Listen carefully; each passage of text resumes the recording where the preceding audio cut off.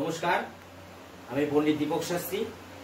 আপনাদের মঙ্গলাতে সবসময় গুরুত্বপূর্ণ বা টিপস দিয়ে থাকি। তো আজকের একটা কথা বলবো, যারা আমার অনুষ্ঠান প্রথম পেতে চাইছেন তারা সাবস্ক্রাইব করে নেবেন, তাহলে আমার অনুষ্ঠান যখনই ছাড়বো আপনাদের কাছে পৌঁছে যাবে। তো আজকে যে টিপসটা, যাদের বাড়ির মধ্যে দেখবেন একটু ভূত পেতের সমস্যা বা মনে হচ্ছে যে কিছু হয়ে আছে বা কেউ কিছু ঢুকেছে, আমরা বুঝতে পারছি না, গা ছমছম করছে, গা ভারী হয়ে আছে, মনে হচ্ছে ঘরের ভিতর কেউ আছে, একটা নারকেল নেবেন বৃহস্পতিবার দেখে বা শনিবার বা মঙ্গলবার দেখে, বাড়ি মানে প্রত্যেকটা দেয়ালে সুন্দর করে নারকেলটাকে এইভাবে এইভাবে সব দেয়ালে ঘষাবেন, ঘষে ঘষে নিয়ে পুরো বাড়ি পুরোটাই দেয়ালের মধ্যে ঘষিয়ে নিয়ে আপনি ওটাকে, ওই নারকেলটাকে যে কোনো পুকুরের মধ্যে দিয়ে আসবেন সন্ধ্যার পর, দিয়ে চলে আসবেন, পিছন ঘুরে তাকাবেন না। দেখবেন আপনার বাড়ির মধ্যে এই যে গা ছমছম করা ভাবটা বা ভয় পাচ্ছিলেন বা কেউ আছে মনে করছেন, সেটা কেটে যাবে। কিন্তু যখন নারকেলটা এরকম ঘষাবেন তখন আপনাকে বলতে হবে ওম হরিওম ক্রিম, ওম হরিওম ক্রিম, এটাকে বলে ঘষাবেন। আর পুকুরে যাওয়ার সময় যে বলবেন, এ গঙ্গা মাতা, আমি আমার ঘরের সব বিপদ আপদ তোমাকে দিলাম, তুমি নিয়ে নিও আর ভালো